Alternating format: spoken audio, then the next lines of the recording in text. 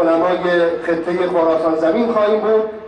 جناب مولانا حامد شیخ جامی، امام جمعه و مدیر دارالعلوم اسلامی شهر ریزه، ایشان با موضوع اسلام دین برتر سخنرانی خواهند کرد. ایشون استقبال بفرمایید با ختم صلواتی در راه بر محمد و آل و اصحابه.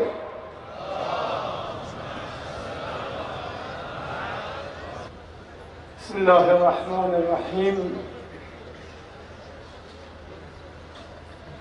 اللهم لك الحمد كما ينبغي لجلال وجهك الكريم،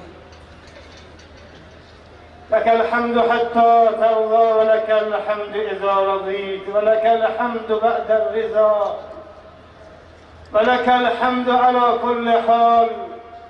اللهم صل وسلم وبارك على سيدنا محمد وعلى آله وأصحابه أجمعين. أما بعد، فقد قال الله تبارك وتعالى في القرآن المجيد: بسم الله الرحمن الرحيم.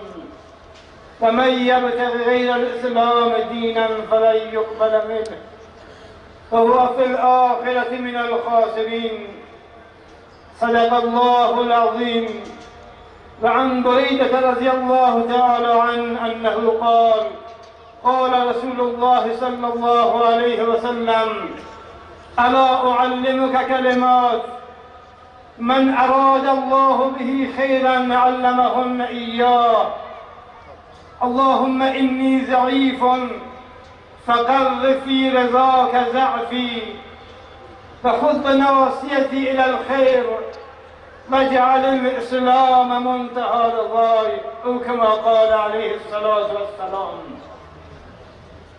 سخن را با مناجات زیبا از مولانای روم آغاز می‌کنیم که می‌فرماید: ای مبدل کرده خاکی را به زر، خاک دیگر را نموده بوالبشر.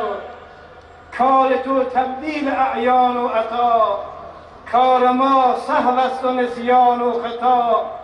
سهو و نسیان را مبدل کن به علم، من همه جهلم مرا ده صبر و علم.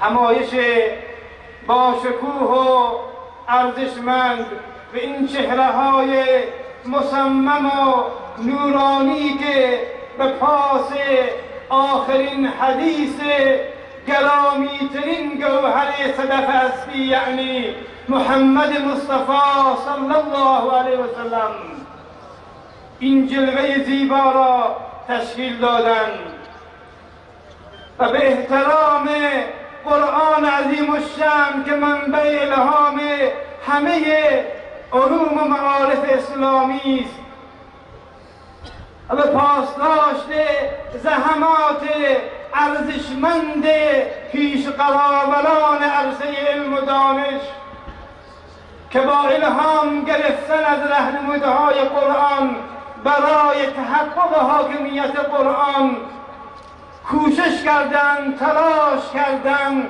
تا این دین با ارزش را به ما رساندند. بنده تبریک عرض میکنم به دارالعلوم مکی زاهدان، خصوصا سرور ارجمند حضرت شیخ الاسلام جناب مولانا عبدالحمید و همه مدرسین، همه زحمتکشان این عرصه. امیدواریم خداوند پرچم دین مبین اسلام را بر فراز بلندترین قلعه جهان به اهتزاز جلد. آیه‌ای که خدمت شما تلاوت نمودم: خداوند من یبتغی غیر الاسلام دینم فلن یقبل من، کسی که طلب کنه غیر اسلام دینی را.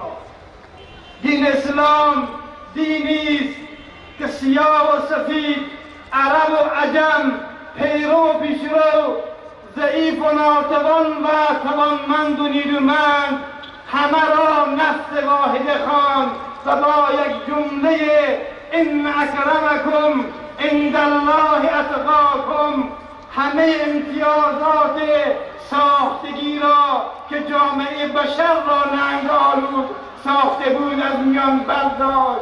این اسلام عزیزی که حضرت علی رضی الله تعالی عنه فرمایند لا شرف اعلا من الاسلام، شرافتی بزرگوارتر از اسلام وجود نداره. چون وقت خیلی تنگ است. سخنی که حضرت بریده رضی الله تعالی عنه فرمود از پیامبر خدا شنیدم که ای بریده الا اعلمک، آیا تعلیم ندهم تو را چند کلمه که خدا اگر به او اراده خیر بکنه در دلش چنین کلماتی القا میکنی. اول اللهم انی ضعیف فقو فی رضاک ضعفی، خدای من ضعیف و ناتوانم، قوی و نیرومند بگردان در راه رضا من. ناتوانی من این خیلی ارزشمند هست که انسان متواضعانه در پیشگاه خدا باشه.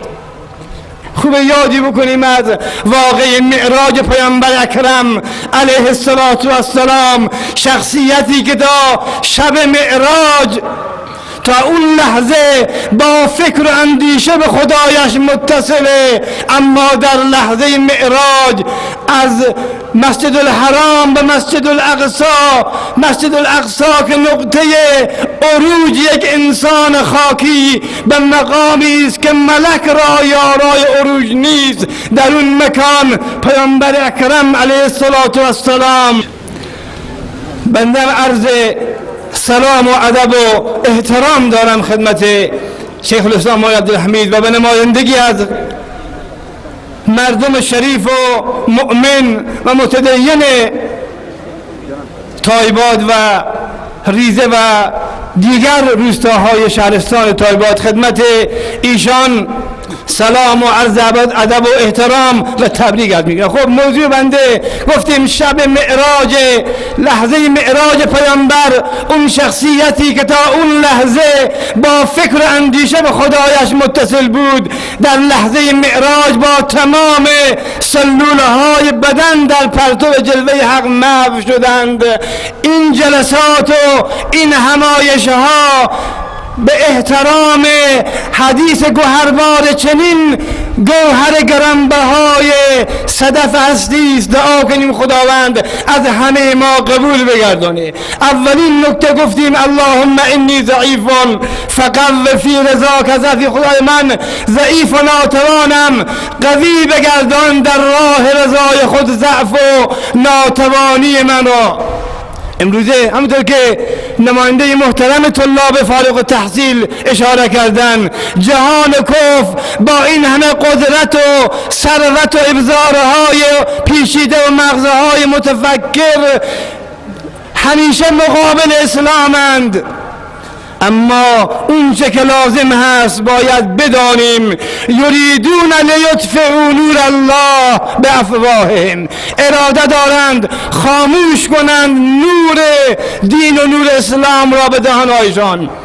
بعد از 3000 سال برای اولین بار وقتی یهود و عرب مشرک با هم متحد شدند که نه تنها مدینه منوره را از بین ببرند، همه اسلام را از بین ببرند، پیامبر اکرم علیه السلام را از زادگاهشان از مکه بیرون کردند، در صلح حدیبیه نگذاشتن پیامبر وارد مکه بشن. همه این فلسفه این شرارت ها را قرآن معرفی می کند که یریدون لیطفئوا نور الله بافواههم، اراده دارند که خاموش کنند نور دین اسلام را به زبانهایشان. ودوا لو تغفلون عن اسلحتکم و امتعتکم، جهان کفر در این روز بدخواهان اسلام دوست دارند اگر غافل ببینند شما را از صلاح شما و از امتحان و توانمندی شما.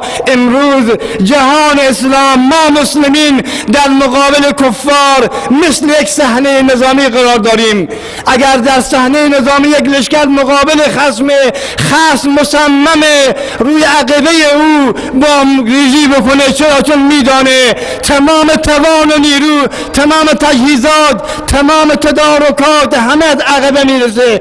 عقبه ما مسلمین امروز اسلام ما، قرآن ما، سنت ما، مکتب ماست. باید متوجه این قضیه باشیم. این اولین نکته. نکته دوم، و خذ به ناصیتی الی الخیر، بگیر پیشانی مرا برای کار خیر. برای انسان باید مظهر خیر باشه. به تعبیر دیگر وجودش چون خورشیدی که در قاموسش ریا وجود نداره، بر خار و خاشاک میتابه. این از ویژگی های اسلام و مسلمین هست. میفرماید مولانا خیلی جالب میفرماید باده در جوشش گدای جوش ماست، چه در گردش اسیر هوش ماست. باده از ما مست شد نه ما از او، عالم از ما هست شد نه ما از او. ان الدنیا خلقت لکم. و نکته پایانی وجعل الاسلام منتهى رضای، بگردان اسلام را نهایت رضایت من. بعد خدا به خدایا هر حرکتی هست برای رضای تو باشه، برای پاسداشت ارزش‌های اسلامی و دینی باشه که این اخلاص هست. اگر چراغ اخلاص در قلب جای گرفت، خانه دل ساخته شد، نورانی شد، تابش و شعاع نور ایمان اخلاص در اون دل بود، خانه دل ساخته می شود، روحیات و خلقیات به ظاهر منعکس می شود. باز تاب و انعکاس ایمان و اخلاص انسان را ارزشمند و بزرگوار میکنه. موضوع را خلاصه میکنم. امیدواریم خداوند به همه ما توفیق بده. بار دیگر تبریک عرض میکنم خدمت همه بزرگواران، خدمت دارالعلوم مکی زاهدان، خدمت همه دین باورانی که